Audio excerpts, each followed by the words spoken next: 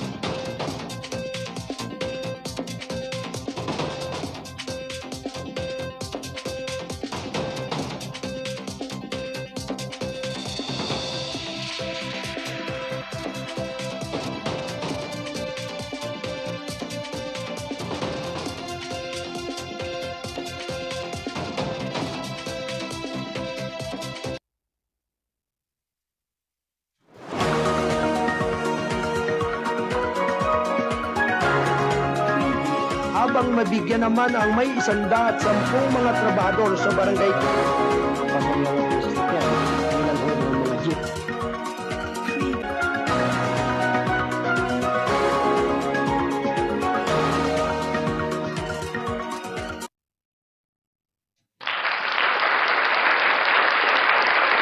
Ganap na alas 7:06 ng umaga, ito yatid ng KBS RMM News TV. Radyo na, dyaryo pa!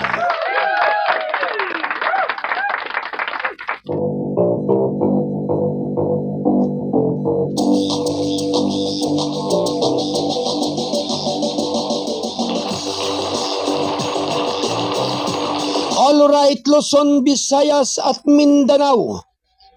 Kayo po ay nakikinig at nanonood dito sa KBS RMM News TV. Radyo na dyaryo pa. Sa ating palatuntunang gabay at patnubay. Dito sa Kasado Broadcasting Service. Ang responsabling mga mamamahayag. Anuman ang lahi at lingwahe mo, basta't kayo ay Pilipino. Ito ang boses mo. Sa pangalan po ng ating station manager, Kuyang Alan Valenzuela Bordeos, ito naman po ang inyong abang lingkod, ang kuya ng lahat. Ang Mindorinyong Midnight Boy, bagamat hindi naman ganong kagwapuan. Sigurado namang ito inyong maasahan. Ang inyong Kuyang Arnold Aceveda Namuko. Dito sa ating palatuntunang gabay at patnubay, dito sa ating himpilan ng KBS RMM News TV. Ito nga po ay kasapi ng The United Multimedia International Press Corps. Aim to create hopes for the progress of good and continuing news dissemination. Vision, proper communication, coordination to any private and public entities worldwide. Mission, helping less unfortunate peoples, changing fortunes and let our voice be heard. KBS Kasado Broadcasting Service, Deliver News. RMM, responsabling mga mamamahayag at your service. Ang gabay at patnubay ay patuloy po ninyong maririnig at mapapanood dito sa ating himpilan ng KBS RMM News TV. Lunes hanggang Biyernes, ganap na 8 hanggang 10 ng umaga. I-like, i-share at i-follow ang FB page ng Balitang Kasado at ganun din ang KBS RMM News TV. Halina po kayo, aking mga minamahal na tagapakinig.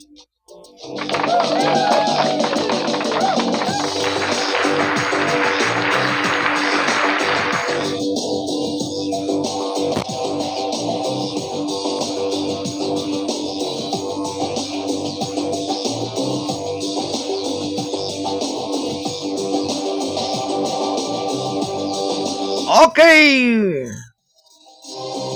Huwebes na po ng umaga. Ganap na 7:10. Ngayon po ay araw ng Huwebes, January 16, 2025. Samahan po ninyo ako sa loob ng 2 oras ng ating pagtatanghal ngayong araw ng Huwebes dito sa ating palatuntunang gabay at patnubay dito sa Kasado Broadcasting Service, RMM News TV, radyo na, dyaryo pa.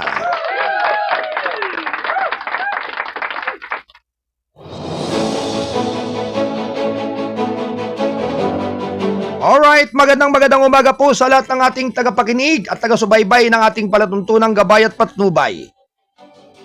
Binabati po natin ang mapagpalang umaga ang lahat ng ating mga kasamahan dyan sa Studio 2, Bulwagan ng Balitaan mula kay Kuyang Alan Valenzuela Bordeos. At ganoon din kay Ate Cora Biernes, kay Ate Joy Pasco. At syempre ganoon din po sa ating Bulwagan ng Balitaan Studio 3 mula sa kinaroroonan ni Kuyang Wayne Espeno Lawson. Pagpalang umaga po sa lahat ng ating mga kasamahan sa mga ating mga kolumnista at writer ng Balitang Kasado na nasa lugar at iba't ibang dako ng ating kapuluan. Likewise, ganun din po sa iba't ibang dako ng mundo. Pagpalang umaga po. Good morning sa ating taga-Studio 4, Bulwagan ng Balitaan ni Kuyang Paul Aludo dyan sa Region 3 sa Zambales. Pagpalang umaga. At siyempre, sa ating pong taga-subaybay at taga-gabay, ang ating tagapagtangkilik, ang ating buting Attorney Mike Bordeos. Mapagpalang umaga sa lahat ng ating mga kababayan, sa lahat ng ating mga taga-subaybay ng ating palatuntunan.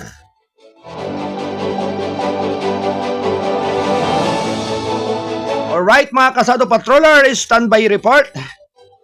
At syempre sa lahat din po ng ating mga kapulisan sa iba't ibang dako ng ating bansa, mapagpalang umaga po. Ganon din sa ating mga kasundaluhan. Good morning everyone. Siyempre sa pangunguna po ng Chief of Staff ng Armed Forces of the Philippines, General Romeo Browner Jr. Good morning sir, at sa lahat ng ating mga opisyalis ng ating Armed Forces of the Philippines. Likewise kay Major General Cirilo C. Balauro Jr., ang commander ng 2nd Infantry Division Jungle Fighter ng Philippine Army. Good morning. At siyempre sa ating pambutihing Provincial Director ng Rizal, si Police Colonel Felipe B. Maragon. Mapagpalang umaga, sir, at sa lahat ng ating mga kapulisan sa buong Rizal.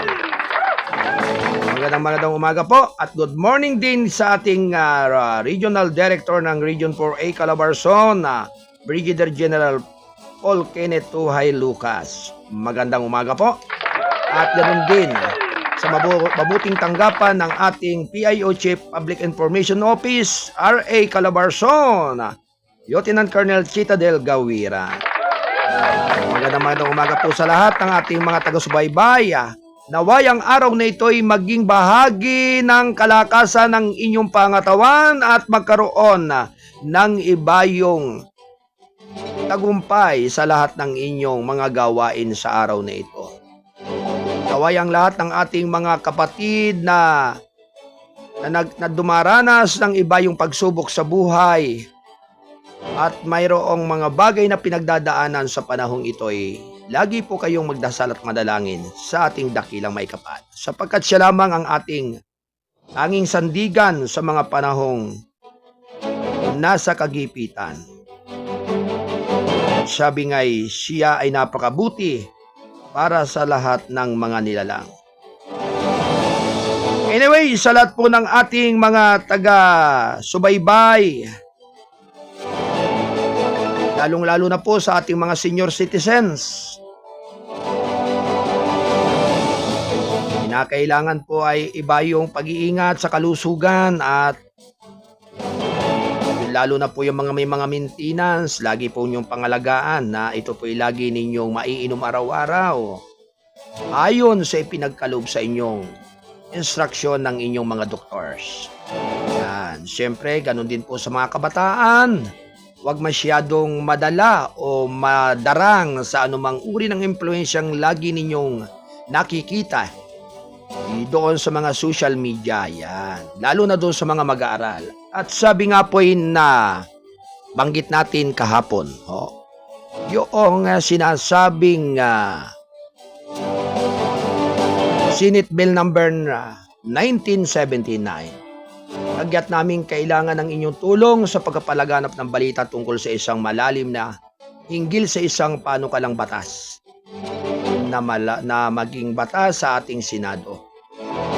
Kasalukuyang nasa ikatlong pagbasa na ng Senate Bill number 1979 o 1979 na kilala bilang Prevention of Adolescent Pregnancy Act of 2023. Bagamat ang pamagat ay maaaring tunog na may mabuting intensyon, ang mga nilalaman ng panukalang batas na ito ay nagdudulot naman ito ng isang malubhang banta sa moral, societal at spiritual na mga halaga.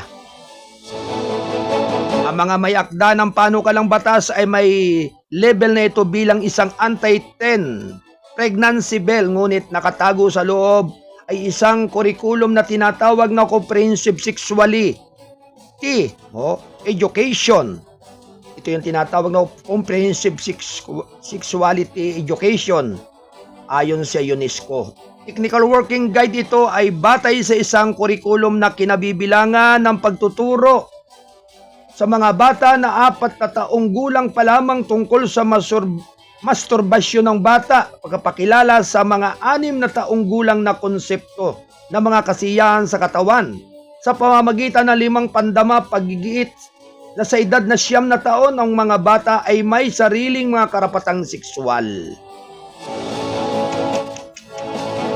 Ang mga turong ito ay nanganganib na sirain ang kawalang muwang ng ating mga anak at ang mga pinahahalagahan natin bilang isang komunidad.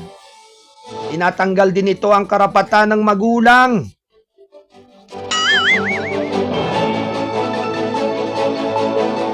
Kung saan ang mga magulang ay naiwan na walang anumang karapatan at tanggihan ito para sa kanilang mga anak. Hindi ito isang labanan na maaari nating labanan ng mag-isa lamang.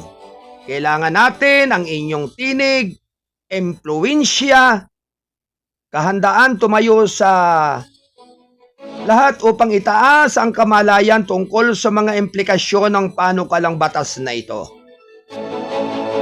Kasama na ang komunidad na nakabatay sa pananampalataya at mga pagmamalasakit na magulang, tulungan ninyong ibahagi ang mensaheng ito at tumulong sa pagpapalaganap ng salita.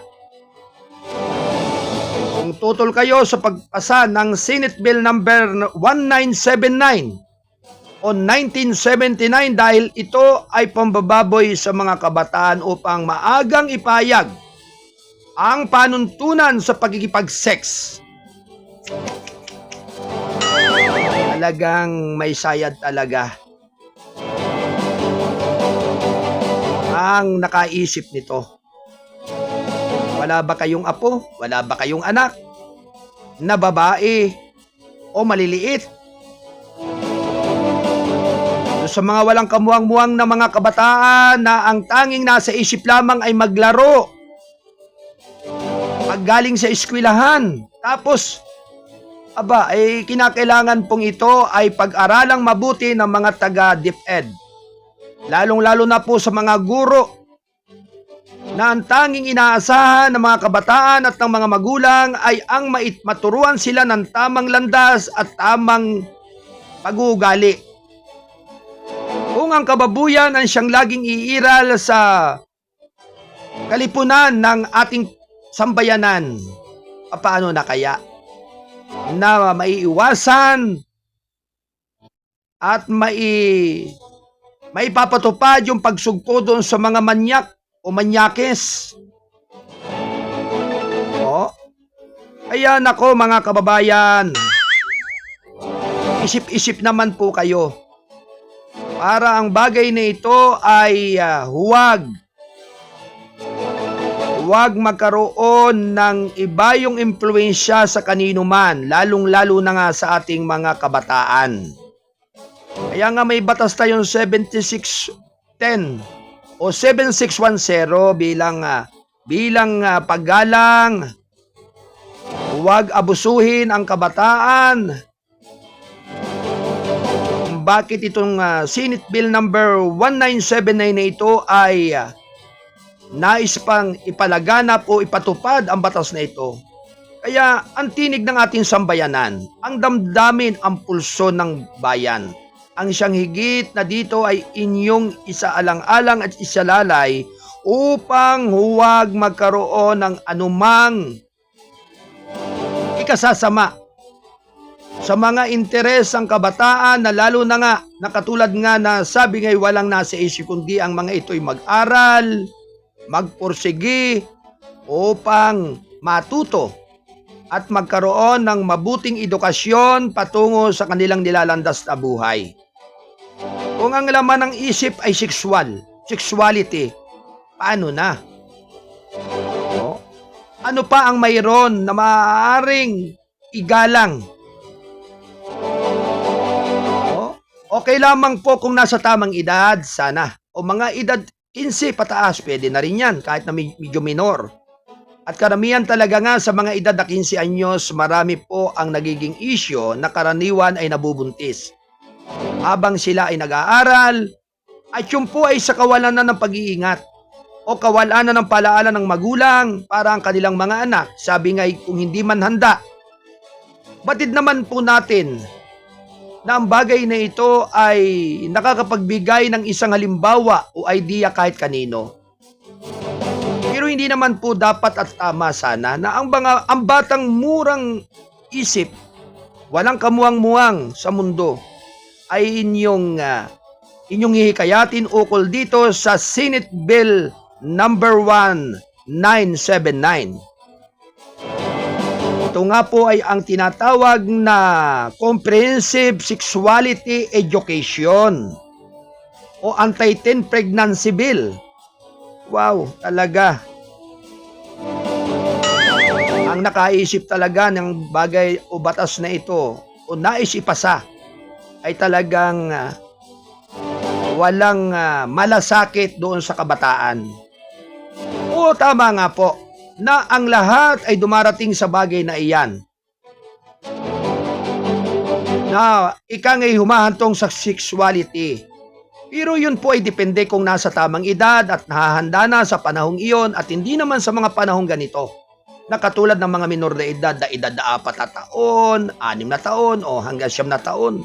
Tama po ba yan? Kaya sana naman po ay tumingala kayo sa langit at pag-isipan ng 10 ulit bago ang bagay na ito'y inyong madesisyonan at payagan ng kahit na sino pa man. Sabi nga po ay kung nasa tamang edad naman, okay lamang At kung nakapagtapos sa kaya ng pag-aaral, okay na rin dahil ang harapin na nila'y buhay na nila.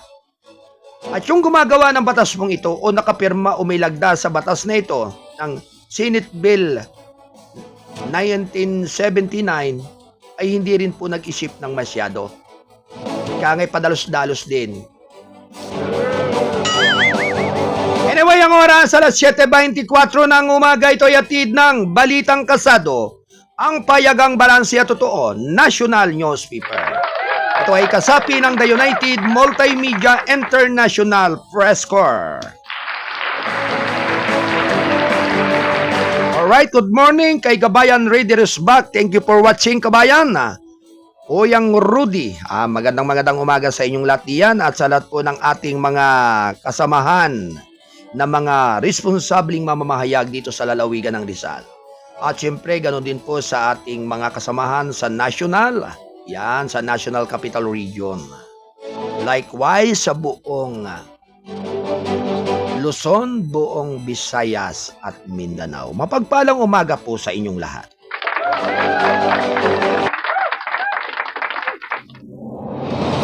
Dumako muna po tayo sa ating mga balita. Ganap na alas 7:25 ng umaga. Arrest warrant out sa mga pulis na bageled 6.7 bilyong shabu. All. Round 1. Ready, go! Ipinagutos ng isang korte ang pag-aresto sa 29 na aktibo at dating pulis na kinasuhan dahil sa umano'y maling paghawak sa 6.7 bilyong pisong drug haul noong Oktubre 2023 sa Maynila. Ang piyansa para sa pangpapalaya sa akusado ay naka-perming 200,000 pesos bawat isa, payag ni Manila Regional Trial Court Branch 44 Judge Gwyn Kalina sa inilabas sa kautusan noong January 14. Ang order ay katulad din ng kinakailangan na gumamit ng hindi bababa sa isang kamera na pagod sa katawan at isang alternatibong mga aparato at sa pag-record sa pagpapatupad ng warrant alinsunod sa isang 2021 resolution ng Korte Suprema. Sa 29,022 pa rin ang active duty sa inilagay na restrictive custody ayon sa Philippine National Police. Samantala, inatasan naman ni PNP Chief General Romel Francisco Marbel si Lieutenant General Edgar Alan Ukubo, hepe ng directorial staff, na bumuo ng isang dedicated task force upang matiyak ang mabilis na pagngamba lahat ng mga sangkot ng individual. Sa isang payag, sinabi ni Marbel na ang mga kasong administratibo ay sabay na ipinagpapatuloy upang panagutin ang mga aktibong tauhan. Tiniyak na nahaharap sila sa naangkop na parusa, kabilang na ang pagtatanggal sa trabaho at ginawang mananagot para sa kanilang mga aksyon sa ilalim ng buong lawak ng batas. Walang awang pagdating sa mga maling gawain ang ginawa ng ating mga tauhan. Ang mapagpasyang pagkilos na ito ay nagpapakita ng ating katapatan sa pagpuksa sa katiwalian at pagpapanatili ng tiwala ng publiko sa PNP, ang sabi niya. Tiniyak namin na sa publiko na sa magbibigyan ng kustisya mga responsable sa pagdungi sa reputasyon ng PNP ay mananagop kapwa kriminal at administratibo, dagdag ni Marbel. Hinimok din ng PNP Chief ang publiko na suportahan ang pagsisikap nitong alisin ang kanilang hanay at may balik ng tiwala sa pagpapatupad ng batas. Kasamaan sa mga akusasyon si Lieutenant General Benjamin Santos Jr., dating Deputy Chief for Operation, at Brigadier General Narciso Domingo, dating Drug Enforcement Unit Director. Kabilang na sa kanila ang mga paglabag umano, ang pagtatanim ng ebidensya at ang pagkakaantala at pagbungkal sa pag-uusig sa mga kaso ng droga. Nauna nang inihayag ni dating Interior Secretary Benjamin Abalos Jr. na nakita ang ranking police official sa video footage ng operasyon sa Tondo District na nagresulta sa pagkakaaresto sa dismissed Major Sergeant Rodolfo Mayo Jr. at siyam na iba pa. Ayon pa rin kay Abalos, may mga pulis na kumuha ng 42 kilogram na shabu bago ang inventaryo ng 919 kilogram na nakumpiska ng illegal na droga batay sa security footage. Kalaunan ay narecover ang ninakaw na shabu. Alas 7:29 ng umaga, ito'y atid ng KBS RMM News TV. Radyo na, dyaryo pa. Ito ay kasapi ng The United Multimedia International Press Corps. PBBM ginagarantiya ng pondo para sa mga proyekto ng Big Dam. Round 1. Ready, go! Sumumpa si Pangulong Ferdinand Romualdez Marcos Jr. noong Miyerkules na maglalaan ng sapat na pundo para sa pagpapatayo ng malalaking dam sa bansa. Ang mga malalaking dam, kailangan natin yan, sabi ni Pangulong Marcos sa pagkikipagpulong sa mga opisyal ng National Irrigation Administration or NIA na sa Malacanang ayon sa CP ng Presidential Communication Office. Sa isang balita, binigyan diin ng Pangulo ang kahalagahan ng pagtatatag ng malalaking dam hindi lamang para sa irrigation kundi para sa iba pang layunin. Nakikipagpulong mga opisyal ng NIA upang talakayin ang mga strategic plan at proyekto ng ahensya para sa 2025. Iniharap ng NIA Administrator Eduardo E. de Guillen kay Pangulong Marcos ang mga layunin ng ahensya na mapahusay ang kausayan sa patubig, matiyak ang patuloy na operasyon ng mga umiiral na lugar ng serbisyo sa patubig at mapanatili ang kasalukuyang mga lupaing may irrigation.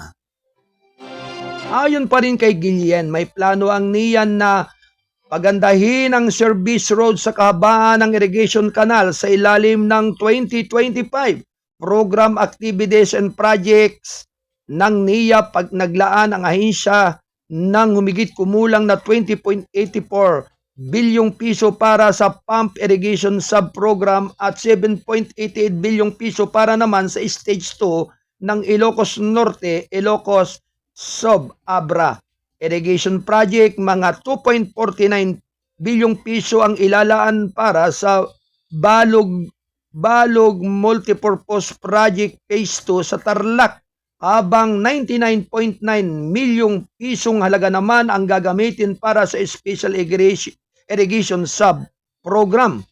Ayon pa rin kay Guillen, isasama na mga PAP ang mga technological na intervention at modernisasyon ng mga sistema ng patubig upang maibsan ang mga epekto ng climate change.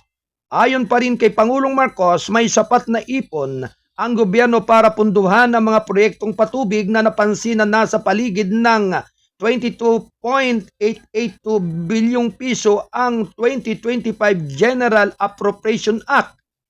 Tinitingnan ng gobyerno ang pagtatapos ng 3 hanggang 5 malalaking proyekto sa dam bago matapos ang termino ni Pangulong Marcos sa 2028. Kabilang na dito ang Tumaini River Multipurpose Project sa Cagayan Valley, Panay River Basin sa Panay Island at iba pang proyekto sa Ilocos Region. Ang mga ito ay nasa ibabaw na humigit kumulang na 20 katamtamang proyektong patubig na layunin ng NIA na itayo sa ilalim ng pamahalaang Marcos. Ganap na alas 7:32 ng umaga, ito'y hatid ng Balitang Kasado, ang payagang balansi at totoo. National Newspaper.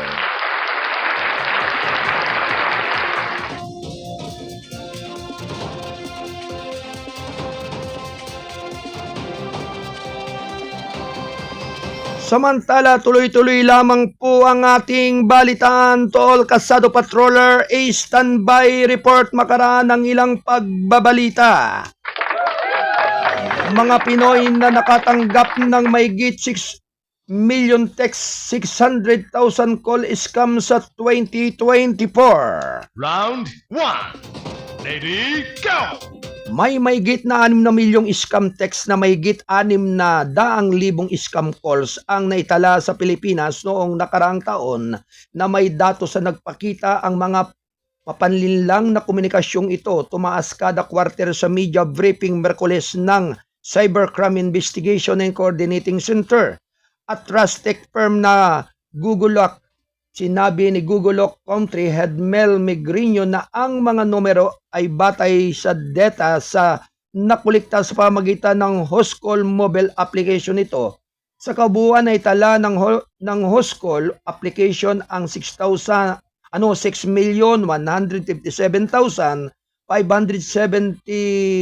scam SMS at 610,688 scam calls sa Pilipinas noong nakaraang taon.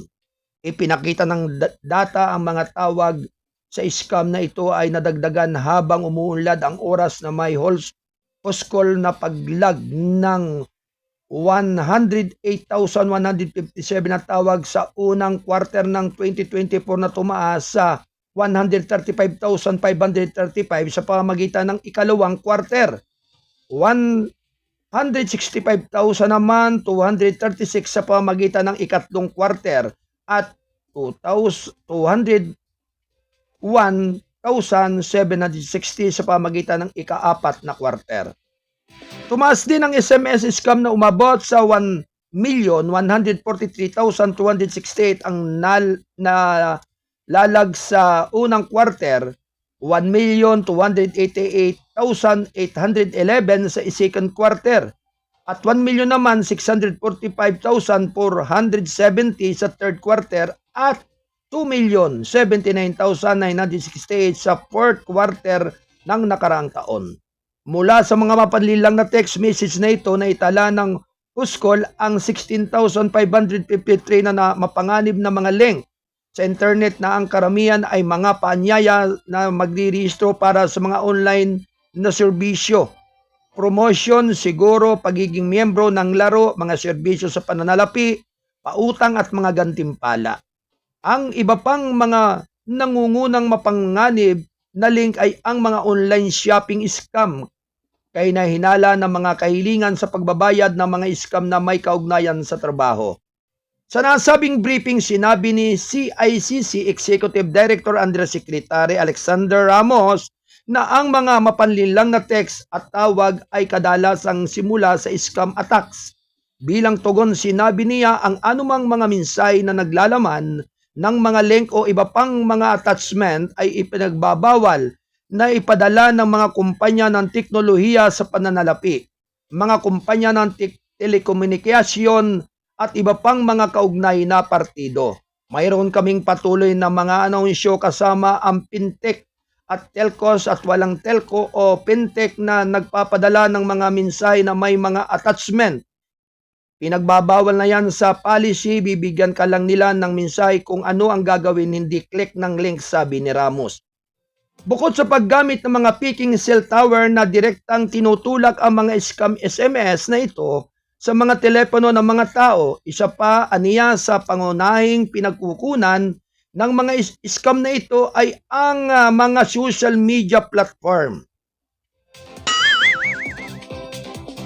Nananawagan siya sa pamahalaan na magpasa ng batas o amyendahan at tutugon sa isyu ng scam mula sa mga social media platform, katulad na kung paano nagawa ng SIM Registration Act sa mga trace ng CICC at iba pang law enforcement units ang mga scam na gumagamit ng SIM card sa SIM card registration. Alam na natin kung sino ang tatakbo pagkatapos, hindi tulad ng dati na wala sa pagpaparehistro ng SIM card. Nagawa naming mabawasan ang bilang ng mga kahinaan ng proseso, dagdag niya. Alas 7:37 ng umaga.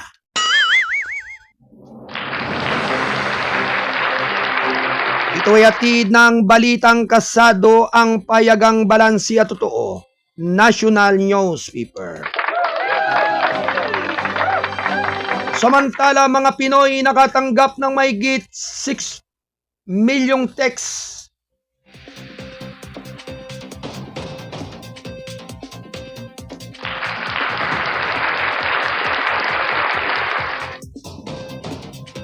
ganap na alas 7:38 ng umaga. Ito ay hatid ng balitang kasado. 674 na police bodyguards pinabawi bago ang midterm election. Round 1. Ready, go! Umabot na sa 674 police na nagsisilbing protective security personnel ang naibalik bilang bahagi ng full security preparations ayon sa Philippine National Police. Miyerkules sa ginanap na press conference sa Camp Crame, sinabi ni PNP spokesperson Brigadier General Jen Pardo na kabilang sa figure ang 445 na opisyal na nag-iingat sa mga opisyal ng gobyerno habang ang natitira ay nakatalaga naman sa 197 poll candidates at 228 pribadong individual upang mapadali ang aplikasyon para sa pagbibigay ng Certificate of Authority for Security Details. Inihikayat ang mga kwalipikadong individual kabilang ang mga incumbent public officials at pribadong mamamayan na magsumiti ng kanilang mga kahilingan sa pamagitan ng Commission on Elections ayon kay Pardo bilang isang bagay ng pamamaraan. May kapangyarihan ng PNP na maglabas ng pansamantalang autoridad sa abelment ng detalye ng seguridad dahil hindi rin natin pwedeng baliwalay ng mga banta sa ating mga kandidato.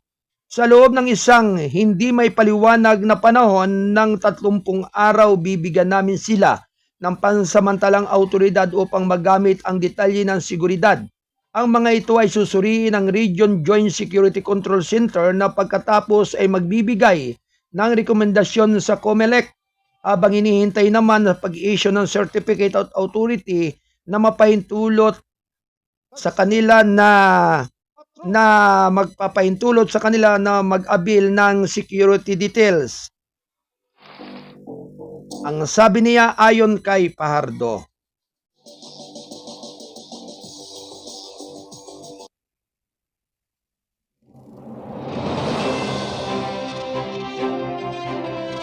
Maaaring mag-apply muli ang mga individual na hindi natanggap ng mga aplikasyon sa CASD ngunit papayagan lamang sila ng mag-abil ng proactive security service sa mga pribadong kumpanya.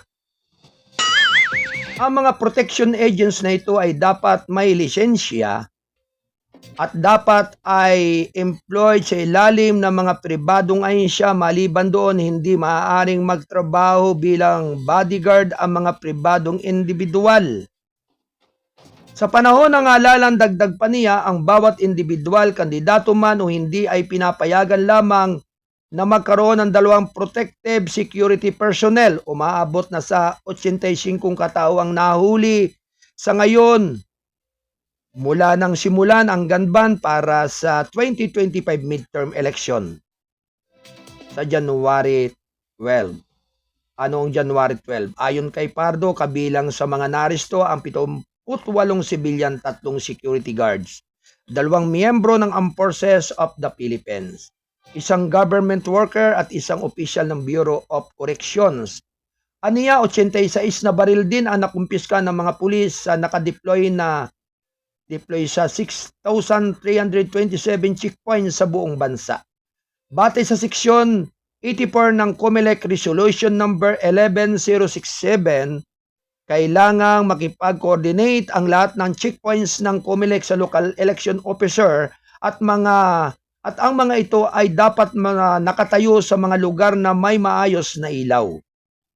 Ang mga ito ay dapat ding tauhan ng PNP o mga sundalo o Coast Guard, uniform personnel at pinamumunuan ng isang ranking official na malinaw na nakikita at nababasa ang kanilang mga nameplate at iba pang identification tag. Kailangan lamang ng isang visual na paghanap at walang tao ang maaaring sumailalim sa physical o katawan na maghahanap sa katawan ng anumang makatuwirang lupa upang may niwala na ang isang tao ay katatapos lamang gumawa, malapit ng gumawa o gumawa ng isang krimen. Gayon din, hindi maaaring pilitin ng mga tauhan na nagmano na sa checkpoint ang mga motorista na buksan ang trunk o glove compartment ng kotse o anumang pakite na nakapaloob dito, ngunit maaaring magtanong ng ordinaryo o routine na may paggalang sa mga nakasakay sa sasakyan. Samantala, pinalalahanan naman ni PNP International Affairs Service Inspector General Brigido Dulay ang mga opisyal nag-igalang ang karapatang pantao at ikaguyod ang ethical policing sa pagsasagawa ng poll checkpoints. Ang mga checkpoints ay isang critical na aspeto ng ating mga operasyon sa pagpapatupad ng batas. Ngunit dapat itong isagawa ng may lubos na paggalang sa karapatan ng publiko. Ang mga tauhan ng pulisya na hindi nagpapalaga sa mga itinakdang pamamaraan ay dumirihan ng reputasyon ng PNP at managot ang sabi ni Dulay. Nananawagan din si Dulay sa mga police commander na mamuno sa pamagitan ng halimbawa na binibigyang diin ang pangangailangan ng tamang pangangasiwa at pagsasanay. Nagbabala rin siya na ang sinumang tauhan ng pulisya na napatunayang lumalabag sa mga protokol na ito ay haharap sa administrative sanctions. Alas 7:44 ng umaga, ito ay hatid ng KBS RMM News TV. Radyo na, dyaryo pa. Ito ay kasapi ng The United Multimedia International Press Corps. Tuloy-tuloy lamang po ang ating balitaan. Palasyo. Sa posibleng Prexy bid ni Vice President Sara Privilege niyayon. Round 1. Ready, go! Tinalakay ng Malacanang nitong Miyerkules sa mga ulat tungkol sa posibleng presidential bid ni Vice President Sara Duterte. Sa 2028 na tinatawag itong too premature, ngunit pinatutunayan na manatili itong personal na pribilehiyo niya sa tumakbo. Sa tingin ko ito ay masyadong premature, ngunit ito ay ang kaniyang pribilehiyo upang tumakbo, sinabi ni Executive Secretary Lucas Bersamin sa isang panayam ng mga reporters. Bagamat hindi pa opisyal na diniklarang political intention si Duterte para sa 2028, sinabi pa rin ni Duterte na seryosong isinaalang-alang niya ang paghahangad ng pinakamataas na elective seat sa bansa. Ito ang sinabi ni Duterte matapos ang kanyang private trip sa Japan noong weekend, kung saan binisita niya ang mga grupo ng mga overseas Filipino workers. Alas 7:46 ng umaga. Ito ay hatid ng Pasado Broadcasting Service, RMM News TV. Radyo na, dyaryo pa. Ito ay kasapi ng The United Multimedia International Press Corps. Senador nananawagan na mas malakas na proteksyon ng mga OFW matapos ang trahedya sa Kuwait. Round 1. Ready, go! Inimok ni Senador Joserwin Gatchalian nitong Miyerkules ang mas malakas na hakbang upang matiyak ang kaligtasan at kapakanan ng mga overseas Filipino workers kasunod ng pagkamatay ni Jenny Alvarado sa Kuwait dahil sa umano sa coal suffocation sa isang pahayag. Taus-pusong nakikiramay ang senador sa pamilya ni Alvarado at binibigyang diin ang pangangailangan ng agarang pagkilos upang maiwasan ang mga katulad ng trahedya. Ang masaklap na pangyayari ito ay nagtatampok ng kagyat na pangangailangan na matugunan ang mga panganib sa lugar ng trabaho na kinakarap ng ating mga OFW. Sinabi ni Gatchalian sa isang pahayag. Partikular na hinihiling ng senador sa Department of Foreign Affairs na palakasin ang monitoring sa mga dayuhang employer sa pagpapatupad ng bilateral agreements para maprotektahan ang mga OFW. Nananawagan din siya ng Department of Migrant Workers na unahin ang pagsasanay at edukasyon upang mabigyan ng kaalaman ng mga manggagawa sa pagtukoy at pag-iwas sa mga panganib sa trabaho. Ang ating mga OFW ay vital contributor sa kanilang pamilya at mga ekonomiya. Karapat-dapat sila sa mas malakas na safeguard laban sa mga aksidente at fatality, sabi ni Gatchalian. Alas 7:48 ng umaga. Ito ay hatid ng KBS RMM News TV. Radyo na, dyaryo pa. Ito ay kasapi ng The United Multimedia International Press Corps. Good morning sa mga taga Purok 16 Clan, Barangay Sinawal, General Santos City at siyempre sa pangunguna po ni Bai Fredelin Samal Dani. Mapagpalang umaga sa iyong tanggapan at Bai Fredelin Samal Dani. Sila po yung Blaan tribe dyan sa General Santos City. Siyempre likewise din po sa ating butihing Chaplain Berry ng Perlas ng Silangan, Watchman, Initiative Affairs, Divine Council, and Customary Humanitarian Law. At syempre ang Watchman Initiative Affairs ay may mga lituntuning nakapaloob sa RA 8371. Ito ay ang gumagarantiya po sa karapatan ng mga katutubong tribo dito sa ating bansa. Ang customary laws, self-governance, independent indigenous cultural communities, indigenous people, ICCs, IPs, inter-tribe, inter-clan recovery programs, Watchman Initiative Affairs, and Sovereign Institute Divine Council ay lubos na tumatangkilik sa lahat ng mga tribo sa ating bansa.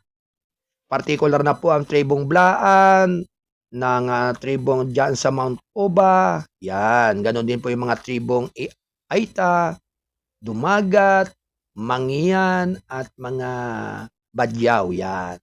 Kaya sabi nga po, ang lahat ng ating mga minamahal na mga katribo dito sa ating bansa ay malubos at malugod ang kanilang kahalagahan sa ating komunidad dahil sila po yung nangangalaga ng ating mga kalikasan. Partikular na po sa mga kabundukan, sa kagubatan, at ganoon din po sa mga baybaying karagatan. Kaya sabi nga po, ang lahat ng mga ito ay napakahalaga sa katulad ng isang mabuting mamamayan na nagbibigay kahalagahan sa mga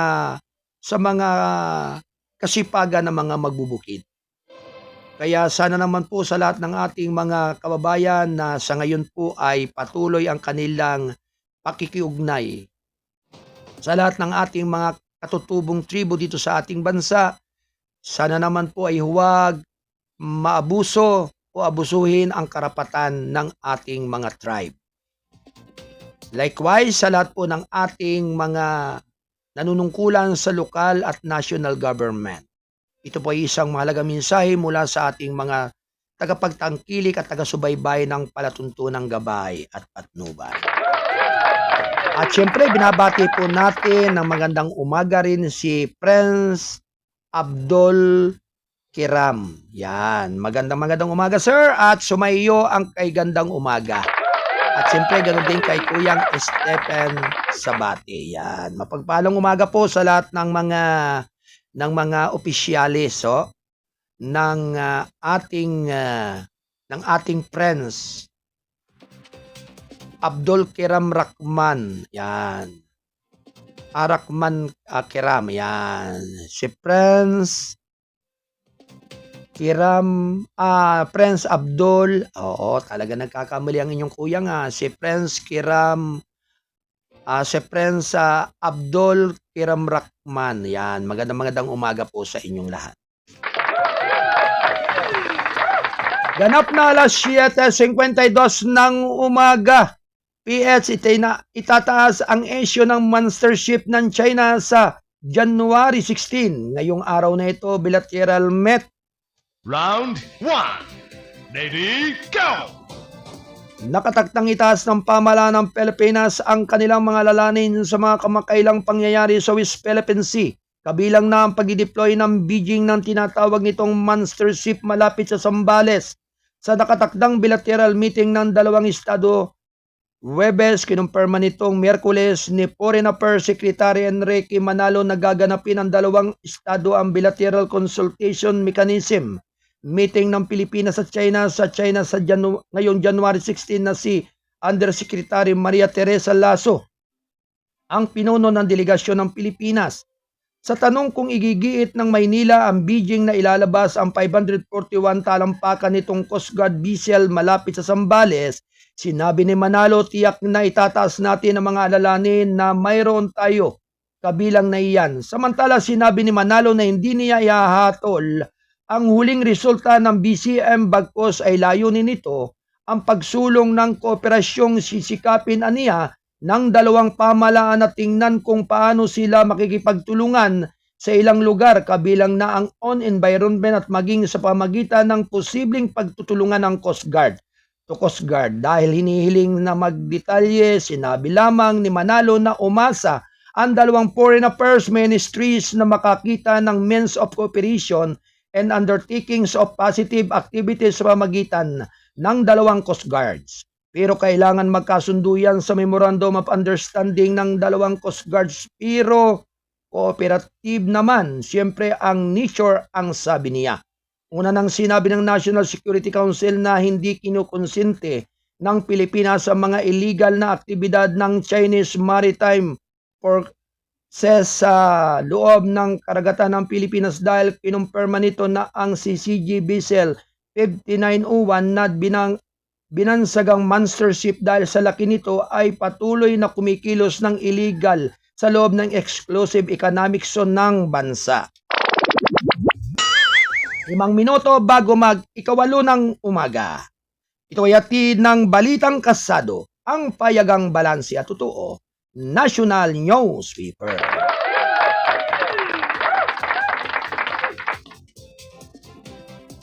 Samantala, DFA Executive duda na makakuha ng nod na ang China na research sa karagatan ng PH.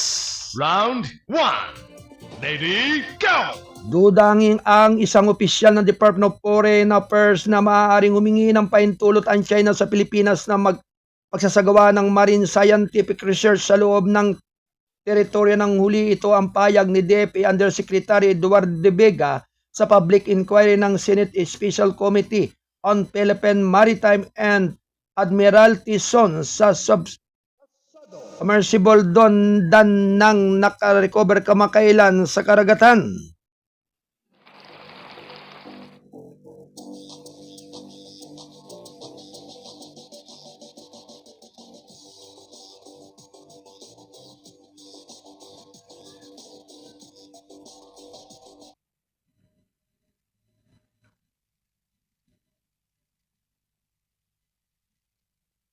Kapag nag-request ang China, I would not say no. Pero sobrang doubtful under the circumstances na pumayag ang working group sa na-grant ito, sabi ni De Vega. Ang tinutukoy niya ay ang technical working group sa MSR na pinamumunuan naman ng DFA na inaatasang suriin at magpasiya kung papayagan ng ibang estado na magsagawa ng MSR sa bansa. Nabanggit din ni De Vega na 68 MSR lamang ay pinagkaloob ng pamahalaan ng Pilipinas mula pa noong 1996 na karamihan ay hinihiling ng Japan at isinasagawa sa karagatan ng Mindanao. Tuwing may MSR, sinasabi ni De Vega na hinihingi ng pamahalaan ng Pilipinas na ang mga dayuhang siyentipiko ay sinamahan ng mga katapat na Pilipino na dapat ding magkaroon ng access na lahat ng mga datos at impormasyon na nakuha sa buong tagal ng pananaliksik. Nang tanungin ni Senador Francis Tolentino kung papayagan ng China na magsagawa ng MSR kahit tanda itong magbahagi ng mga nakuhang impormasyon sa Pilipinas, binigyan diin ng opisyal ng DFA na dapat munang igalang ng Beijing ang soberanya ng Maynila. Mas gusto ko at less share nila na karapatan ng ating mga mangingisda sa Baho de Masinloc ang according to the UNCLOS o ang United Nations Convention on the Law of the Sea kaysa sa pag-usapan ng sharing information, sabi niya. Maliban sa mga lokal na batas at patakaran, ang Artikulo 245 ng UNCLOS ay nagsasabi na ang isang malinaw na pahintulot mula sa coastal state ay kinakailangan para sa isang dayuhang bansa upang magsagawa ng MSR sa kanyang teritoryo ng dagat. Ang narecover na submersible drone na hinihinalang pag-aari ng China ay narecover lamang ng halos kalahating milya mula sa baybayin ng Barangay Inarawan sa San Pascual, Masbate noong December 30, 2024. Ayon pa rin kay Tolentino, ang Senate probe ay nakatuon sa pagtutukoy kung ang drone ay lumalabag sa umiiral na batas sa dagat at international na nagdudulot o nagdulot ng bansa ng soberanya ng Pilipinas. Ang pagdinig na ito ay naglalayong matiyak kung ang drone na ito ay isang soberanya na pag-aari naman ng isang barkong pandigma na may karapatan sa pagkilala o isang autumos na daluyan ng pananaliksik. Bahagi ba ito ng espiya ng mga dayuhan o kailangan bang amyendahan ang ating mga batas sa dagat? Sinabi pa rin ni Tolentino sa kanyang pambungad na pahayag na banggit ng senador na ang orihinal na drone na kinilalang HY drone number 119 ay kasalukuyang isinasailalim sa forensic investigation ng Philippine Navy. Isang prototype ang iniharap sa pagdinig upang magbigay ng konstekto para sa mga mambabatas at opisyal. Samantala sinabi naman ng NEBE na masyadong maaga pa para malaman kung nagmula nga sa China ang lumubog na drone sa karagatan ng Masbate. Anybody could put any marking, di ba, para lang magtago o matago mamas yung kung saan galing talaga. So we have to be deliberate sa ating approach dito. Sinabi ni Navy spokesperson ng West Philippine Sea Rear Admiral Roy Vincent Trinidad sa isang panayam sa radyo. Tinanong sa posibleng ayunin ng platform na ito, inilarawan ni Trinidad ang submersible drone bilang isang underwater glider na gumagamit ng inertial navigation ay nilagyan ng baterya at iba pang mga bahagi. Ito ay ginagamit sa pag-check ng information sa karagatan kagaya ng depth ng tubig, yung temperature, yung salinity at yung ibang information about the ocean. So ito ay may gamit sa academics, may gamit na commercial value. At hindi rin natin magda-downplay na may gamit din for military purposes yung mag-gather the information, dagdag pa niya. Nang sinabi ng NEBE na ang forensic investigation para malaman ang pinagmula ng lumubog na drone ay aabuti ng 6 hanggang 8 linggo. Ayon kay Trinidad, hindi nila sinasantabi ang posibilidad na may mga katulad na drone sa ibang bahagi ng karagatan ng Pilipinas. Nananawagan ang opisyal ng NEBE sa mga lokal na mangingisda na tumulong sa pag-uulat ng pagkakaroon ng mga drone na ito sa loob ng karagatan ng bansa. Alas 8 ng umaga, ito yatid ng Balitang Kasado, ang payagang balansiya totoo. National Newspaper. Ito ay sa pagtataguyod ng Balitang Kasado. Ang payagang balansiya totoo. National Newspaper. At ito ay sa pagtutulungan ng mga kolumnista, writer sa iba't ibang dako ng ating bansa, partikular na rin po sa ating mga columnist at writer na nasa iba't ibang dako ng mundo.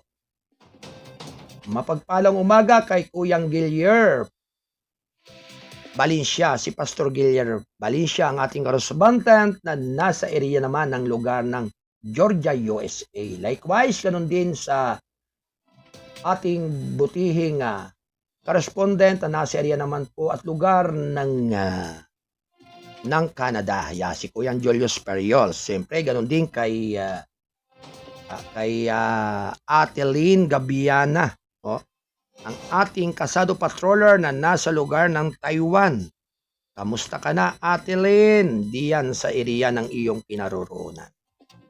Good morning po, kasado broadcasting service ng KBS RMM News TV Radyo na dyaryo pa. I'm watching now and standby. For report, Patrol 25. Alright, double L. I-standby report dyan sa iyong kinaroroonan. Ganap na alas 8 ng umaga, ito yatid ng Balitang Kasado. Ang payagang balansi at totoo. National Newspaper.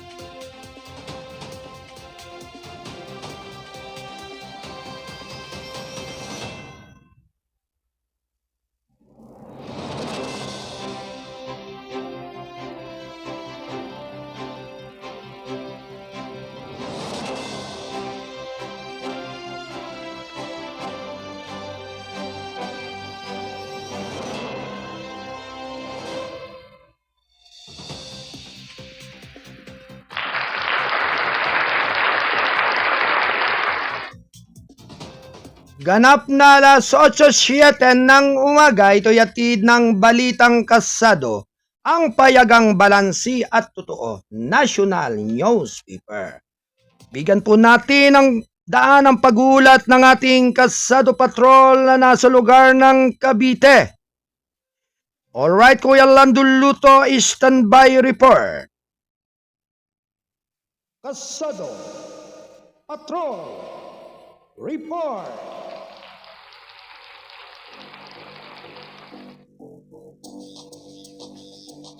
Ito po mga kababayan ay may kinalaman scam hub na pugo sinalakay sa bayan ng Silang Cavite. Ang detalye ay manggagaling sa ating Kasado Patrol 25, Kuya Lando Luto. Alright, Kuya Lando, good morning.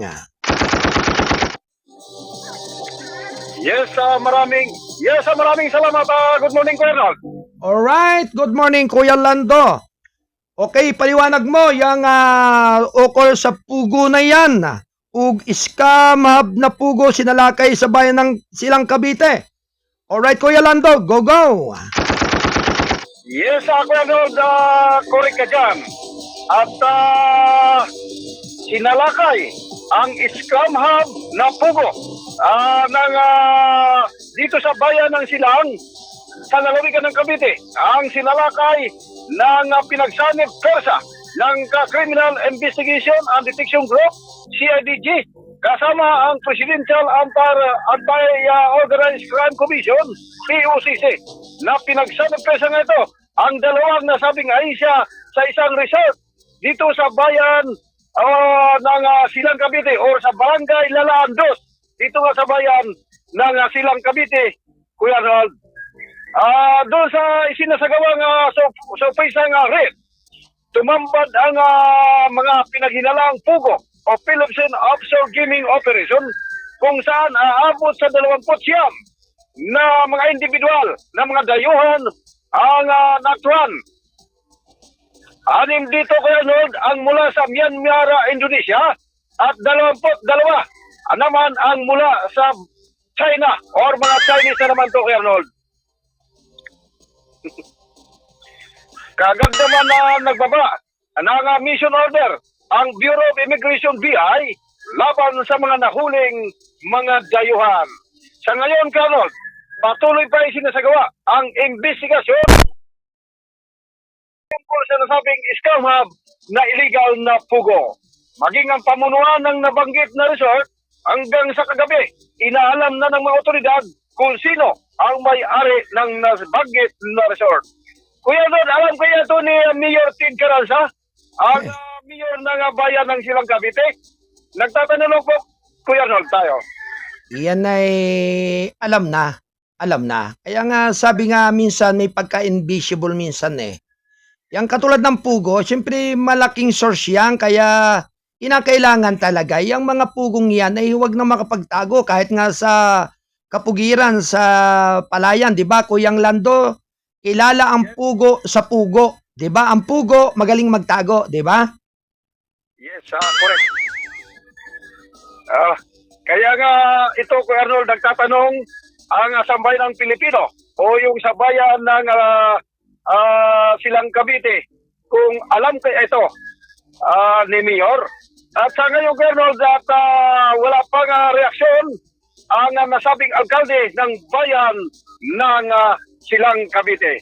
Samantala, Kuya Arnold, isa na naman nagpanggap ng membro man siya ng Highway Patrol Group o COHPG ang inaristo dito sa Dasmariñas City of Cavite, Kuya Arnold. Matapos umano ito ng mangikil sa mga motorista. Ibig sabihin, Kuya Lando, magbubuko ito. Ay, dapat sana yung buko na lamang ang kanyang pinanindigan, hindi yung pangingikil at pagpapanggap. Aba na, may kaso siya dyan. Ay, baka siguro, Kuya Arnold, hindi kontento sa kanyang kinikita doon sa kanyang itinitinang buko. Kaya gumawa ito ng illegal na hakbangin para mapagkakitaan umano ito. matapos umano ito mangikil sa mga motorista. Dito kayo nun sa Parkland Subdivision, Barangay San Francisco, Dasmariñas, Cavite. Nang gabi ng Enero 8 kaya doon pa ito. Ang suspect ay residente ng Piswan ng nasabing subdivision. Nahuli siya ko bandang alas 10 ng gabi. Habang nakasuot pa ito kuya ng uniforme ng Highway Patrol Group. Aha. Na may logo pa.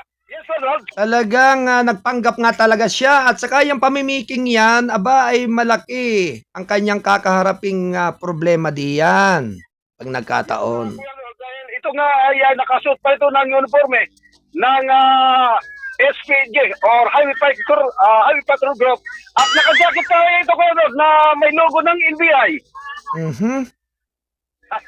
Talaga, oo. Aba ay wag naman sanang maging panatilihin ang mga ganyang klase ng tao ang ganyang pagpapanggap. Kasi hindi ba nila naiisip, Kuya Lando, na yung ganyang magpanggap ay isang malaking responsibilidad yan na kakaharapin niya pagdating ng oras na iyan. Yes, tama ka dyan, Colonel. Ito, habang ito, Colonel, na ay nangungutong, ay nanglapitan ito ng isang pulis. At naging matigas pa ito, Colonel. Ang suspect at argante pang sinipa pa si Master Sergeant Erlan Dimate na nakatalaga sa Highway Patrol Group dito sa Cavite, Colonel. Sa insidente nito, Colonel, aksidenteng nagpaputok si Master Sergeant Dimate dahil nga siya ay sinipa at tinamaan ng suspect. Pumutok ang kanyang barangay, Colonel. At tinamaan sa kalawang bahagi ng dibdib itong suspect, Colonel. At agad sinugod ito, Colonel, sa pinakamalapit na hospital sa lugar. Kasalukuyan ng Colonel, naharap na yun ang suspect na buko pindor sa mga kasong kriminal, Colonel. Patong-patong na kaso yan, Kuya Lando. Okay. Dahil nga ito, Colonel, sinipa itong ating alagad ng batas at aragante pa itong sinipa nga at na nagpaputok na ito si Master Sergeant Erlan Dimate at agad ito tinamaan ang nasabing suspect. Mula pa rin dito sa lalawigan ng Cavite, Kasado Patrol Unit 25, Double L, Kuya Lando Luto, nag-uulat para sa gubay at patnubay ng KBS RMN News, Radyo na TV pa.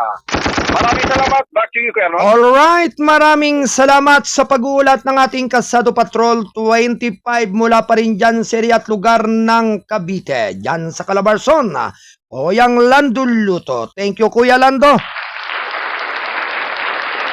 Kaya dyan sa mga magbubuko, hindi naman natin nilalahat. Buko na lamang ang inyong harapin. Huwag yung pagpapanggap at pagkukunwari. Ay, nako, talagang patong-patong na kaso. Chong, ang iyong kakaharapin. Ganap na alas 8:15 ng umaga, ito'y atid ng Balitang Kasado, ang payagang balanse at totoo. National Newspaper. Happy birthday kay Katunieng Tabernal, yan. Nang 2 for 2 sa DCRH with Kabayan Jerry Baha, yan. Ang pagbati ay mula sa kay Kuya Lando Luto sa ating Kasado Patrol 25.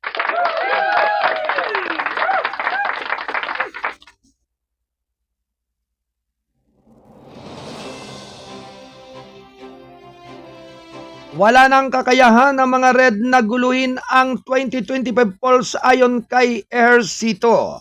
Round 1. Ready, go!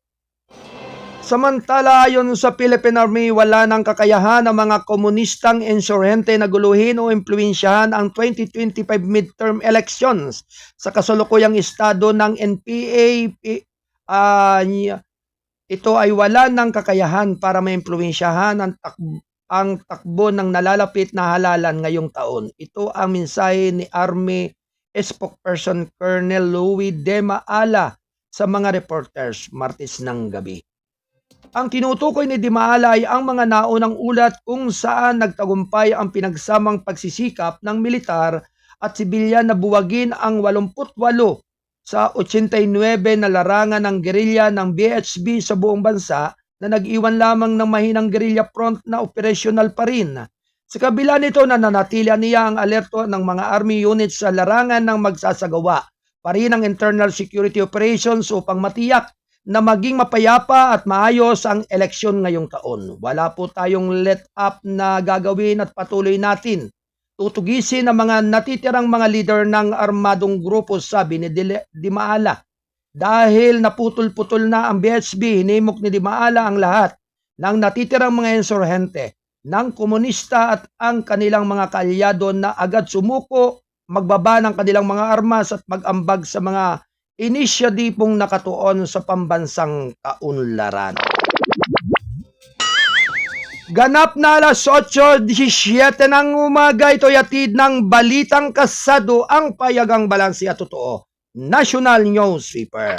Good morning kay Kuyang Stephen Sabati. Thank you for watching, Kuyang Stephen, at sa lahat ng ating mga kasado patrol na naririyan sa area at lugar ng San Bales, dyan sa ating Studio 4. At syempre, mulit-muli, binabati po natin ang pagpalang umaga si Prince Abdul Kiram. Yan, mapagpalang umaga sa inyong lahat. At syempre, sa lahat po ng ating mga kapatid na mga Muslim, mga Bisaya, mga Ilocano, Tagalog, at lahat-lahat ng mga kababayan natin dito sa ating bansa. Anyway, ito ang kabuuang mga balita mula sa bulwagan ng balita ni Studio 2 mula kay Kuyang Alan Bordeos. At syempre, lubos po ang ating pasasalamat sa lahat ng mga sumubaybay at nakasama natin dito sa ating technical site, ang ating production assistant, Ate Delros Aldea Santos at Ate Rose Marie Paderon Lauson. Well up sa lahat po ng ating mga kababayan na tumatangkilik ng ating palatuntunang gabay at patnubay. Pansamantala po ang inyong abang lingkod ay magpapaalam at muling magbabalik sa araw ng bukas, ganap na 8 hanggang 10 ng umaga. Siyempre, sa lahat po ng ating lahat ng ating mga tagapakinig. At siyempre sa pangalan po ng ating station manager, Kuyang Alan Valenzuela Bordeos. Ako naman po ang inyong abang lingkod, ang kuya ng lahat. Ang Mindorinyong Midnight Boy, bagamat hindi naman gaanong kagwapuhan, sigurado namang ito inyong maasahan. Ang inyong Kuyang Arnold Acebeda Namuko. Nagpupugay at nagpapasalamat sa inyong paggabay at pagsubaybay sa ating palatuntunang gabay at patnubay. Sumayin nyo nawa ang pagpapala ng ating dakilang lumikha at Diyos babalos, amigos. Bye-bye!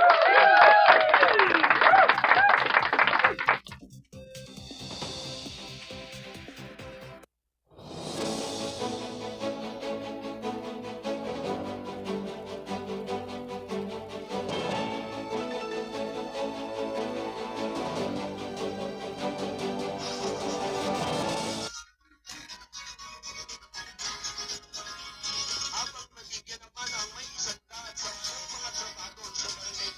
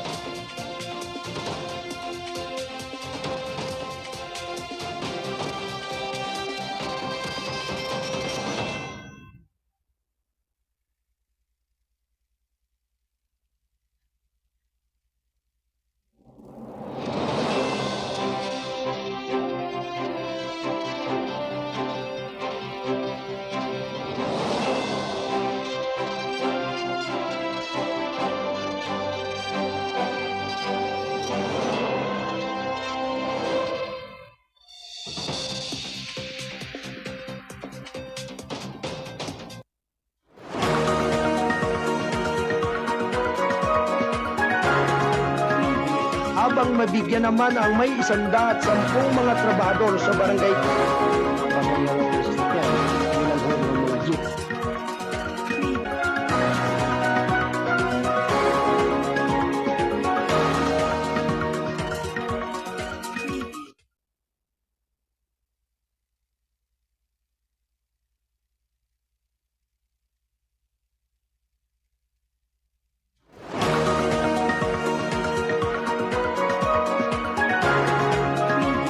Habang mabigyan naman ang may 110 mga trabahador sa barangay.